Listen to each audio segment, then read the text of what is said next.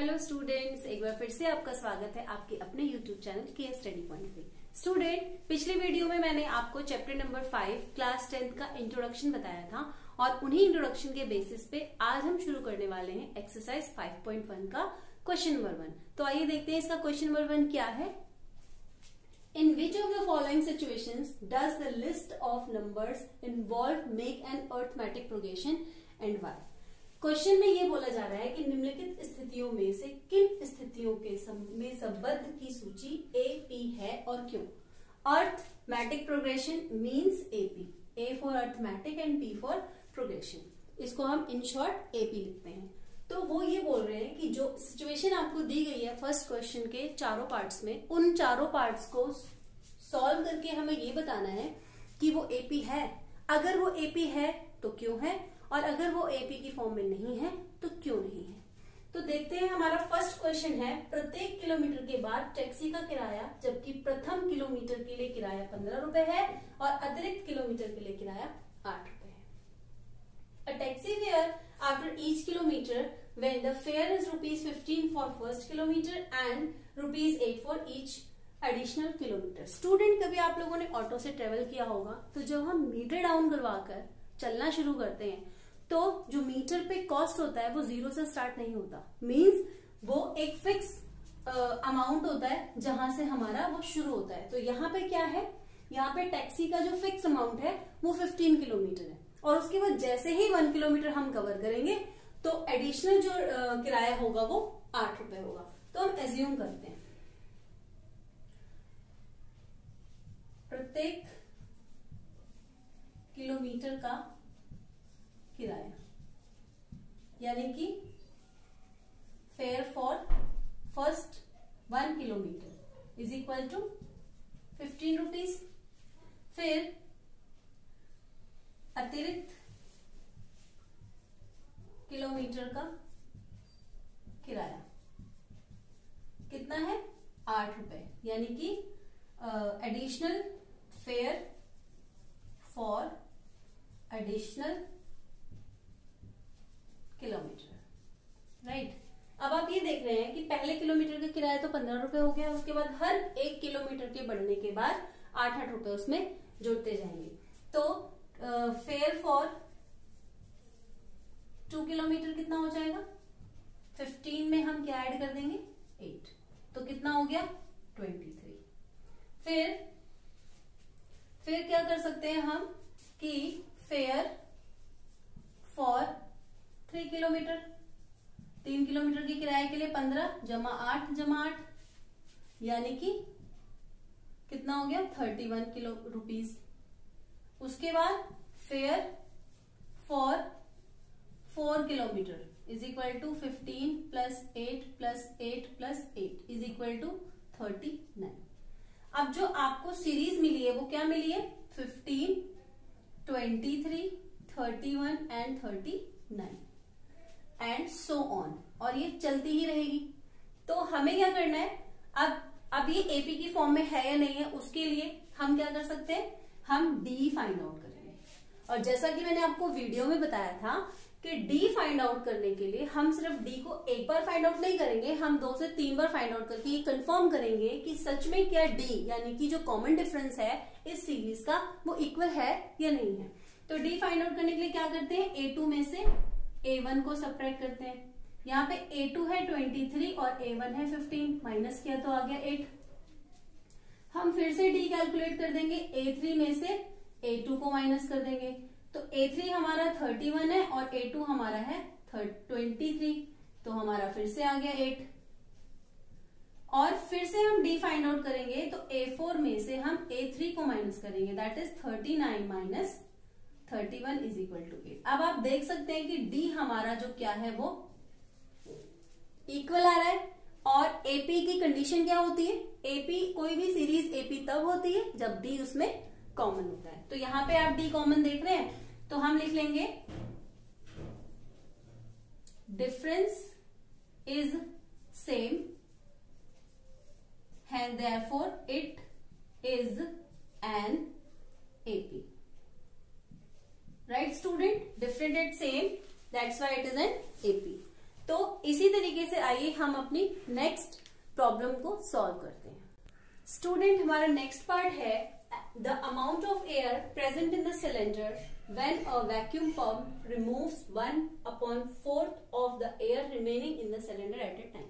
Means किसी बेलन में उपस्थित हवा की मात्रा जबकि वायु निकालने वाला पंप प्रत्येक बार बेलन की शेष हवा का 1/4 भाग निकाल देता है। स्टूडेंट, इस क्वेश्चन में हमें ये तो दिया ही नहीं है कि सिलेंडर में हवा या एयर कितनी है, तो हम इसको एज्यूम करेंगे। लेट अमाउंट ऑफ एयर, हम कुछ भी एज्यूम कर लेते हैं। सपोज मैंने 64 लीटर एज्यूम कर लिया। अब वो क्या कह रहा है कि हर बार जब हम पंप से हवा भरते हैं तो बेलन के अंदर से 1/4 पार्ट बेलन के अंदर की हवा का निकल जाता है। तो 1/4 ऑफ 64 का क्या हो जाएगा, 1/4 इंटू 64, क्रॉस किया 16 आया, 16 × 16 मीन्स हम क्या करेंगे, 64 में से हम 16 को माइनस करेंगे तो हमें मिलेगा 14 में से 6 गया 8, 48। अब हमारे पास सिलेंडर में हवा कितनी है, 48। अब 48 का 1/4 निकल जाएगा, 1/4 of 48 is equal to 1/4 into 48, cancel किया तो 12 आ गया हमारा। अब हम 48 में से 12 को सब्ट्रैक्ट कर देंगे तो हमारा आ जाएगा 36। नेक्स्ट हमें क्या करना है, अब 1/4 ऑफ 36 का निकाल देंगे, 1/4 इंटू 36, 9 पे गया 9 आया। अब 36 में से हम 9 को सब्ट्रैक्ट कर देंगे, हमारे पास आया 27। अब हमारी ऑब्जर्वेशन क्या है, ऑब्जर्वेशन है पहले हमारा 64 था, फिर हमारा 48 बच गया, उसके बाद 36 और उसके बाद 27 एंड सो ऑन, राइट। अब ये एपी, ये जो सीरीज है ये एपी की फॉर्म में है या नहीं है, उसके लिए हमें क्या फाइंड आउट करना है, डी फाइंड आउट करने के लिए हम A2 में से A1 को माइनस करते हैं। अब यहाँ पे मेरा A2 क्या है 48 और A1 है मेरा 64, सब्ट्रैक्ट किया तो -16 आ गया। दोबारा से मैं डी फाइंड आउट करूंगी A3 में से A2 को माइनस करके, तो 36 में से जब हम 48 को माइनस करेंगे तो मेरा माइनस का 12 आ जाएगा। मैं एक बार डी और कैलकुलेट करूंगी, A4 माइनस A3 करके मैंने 27 में से 36 को माइनस किया तो मेरा आ गया -9। अब आप हर बार देख रहे हैं कि जो डिफरेंस है वो सेम नहीं है, और एपी सीरीज, किसी भी सीरीज का एपी होने का क्या कंडीशन है कि हमारा जो डिफरेंस है वो हर बार इक्वल होना चाहिए। तो हम यहां पे लिखेंगे difference is not same, hence it is. I hope आपको एक्सप्लेनेशन समझ में आ रही होगी। चलिए इसी के साथ हम इसका नेक्स्ट पार्ट देखते हैं। स्टूडेंट, हमारा थर्ड पार्ट है the cost of digging a well after every meter of digging, when it costs ₹150 for the first meter and rises by ₹50 for the each subsequent meter। मतलब प्रत्येक metre की खुदाई के बाद एक कुआं खोदने में आई लागत, जबकि प्रथम मीटर खुदाई की लागत 150 रुपए है तथा प्रत्येक मीटर खुदाई की लागत 50 रुपए बढ़ती जाती है। इसका मतलब ये है कि जब खोदना शुरू किया तो 150 रुपए की लागत थी, और उसके बाद जैसे जैसे वो नीचे एक एक मीटर जाते रहे तो जो कॉस्ट है वो 50 रुपीज पर मीटर बढ़ती रही। तो हम यहां पे करेंगे cost of digging for 1 metre is equal to 150 rupees.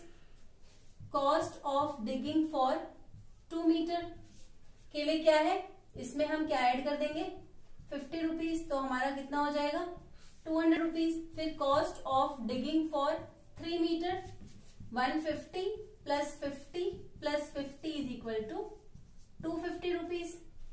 और cost of digging for 4 metre is equal to 150 plus 50 plus 50 plus 50 is equal to 300 rupees. Observation क्या मिला हमें 150, 200, 250, 300 एंड सो ऑन। देखने भी आपको पता चल गया होगा कि ये एपी की फॉर्म में है या नहीं है, बट फिर भी हम डी फाइंड आउट कर लेते हैं। A2 में से A1 को माइनस करना है, मतलब 200 में से 150 को माइनस करेंगे तो हमारा 50 आ गया। हम फिर से डी कैलकुलेट कर लेंगे, A3 में से A2 को माइनस कर देंगे तो हम 150 में से 200 को माइनस कर देंगे, वी गॉट अगेन 50। फिर से एक बार डी फाइंड आउट करेंगे जिसमें हम A4 में से A3 को माइनस करेंगे, means 300 minus 250 is equal to 50। Hence what we have seen that the common difference is the same. तो यह AP है, यानी कि ये AP की फॉर्म में है। हम लिखेंगे difference is same, that's why it is an AP। So let us move to the next question. Student, हमारा फर्स्ट क्वेश्चन का लास्ट पार्ट है the amount of money in a account every year when rupees 10,000 is deposited at compound interest at 8% per annum. Means खाते में प्रत्येक वर्ष का मिश्रधन जबकि रुपए 10,000 की राशि 8% वार्षिक दर से चक्रवृद्धि ब्याज पर जमा की जाती है। तो जो इसका सोल्यूशन होगा वो क्या होगा? सबसे पहले तो हमारा मूलधन यानी कि प्रिंसिपल है 10,000 रुपीज, और जो रेट ऑफ इंटरेस्ट है यानी कि दर वो है 8%। चक्रवृद्धि ब्याज यानी कि कंपाउंडली कैलकुलेट किया जा रहा है। तो हम सबसे पहले तो निकालेंगे 8% ऑफ, हम यहां लिखेंगे amount for 1 year, right. 8% of 10,000 का हम कैलकुलेट करेंगे तो हमें पता चलेगा कि हमें एक साल में इंटरेस्ट कितना मिला। 8% हटाते हैं तो इंटू 100 लगाते हैं, ऑफ इंटू हो जाता है इंटू 10,000, 20 से 20 cut, 8 into 100 is equal to 800 rupees. तो हमारा अमाउंट कितना हो जाएगा? प्रिंसिपल में हमारा जो इंटरेस्ट है वो ऐड होकर हमें अमाउंट देता है जो हो जाएगा 10,800 रुपीज। ठीक है, इसके बाद ये जो हमारा अमाउंट निकला है फर्स्ट ईयर के एंड में वो हमारे सेकेंड ईयर का प्रिंसिपल होता है। तो हम लिखेंगे अमाउंट फॉर 2 ईयर्स। 2 ईयर्स का अमाउंट कितना होगा? 8% ऑफ 10,000 हम पहले कैलकुलेट कर लेंगे, 10,800। तो ये हो जाएगा 8/100 इंटू 10,800, 20 से 20 कट हो गई, वी हैव 8 इंटू 108 जो हो जाएगा हमारा 864 रुपीज। इससे क्या हुआ? हमारा जो अमाउंट होगा वो अब इस वाले प्रिंसिपल में ऐड होगा। 10,800 प्लस 864 इज इक्वल टू 46611। तो हमने जो ऑब्जर्वेशन ली वो हमारी सीरीज क्या बनी है? 10,000, 10,800, 11,664 एंड सो ऑन। अब डी कैलकुलेट कर लेते हैं। 10,800 में से सब्ट्रैक्ट करेंगे 10,000 तो हमें मिलेगा 800। फिर डी कैलकुलेट कर लेंगे। 11,664 में से हम सब्ट्रैक्ट करेंगे 10,800 तो हमें मिलेगा 864। आप देख लीजिए कि डी यहाँ पे हमारा कॉमन नहीं है, तो हम क्या लिखेंगे? Difference is not same, therefore it is not an AP। Student, I hope आपको मेरी एक्सप्लेनेशन समझ में आई होगी और आप लोग प्लीज इसी बेसिस पे अपनी रिवीजन स्टार्ट कर दीजिए और अपने सिलेबस को कंप्लीट कीजिए। नेक्स्ट क्वेश्चन में, नेक्स्ट वीडियो में मैं आपको बहुत जल्द मिलूंगी। तब तक अपना बहुत ध्यान रखिएगा और मेरी वीडियोस को लाइक करते रहिएगा। Bye bye.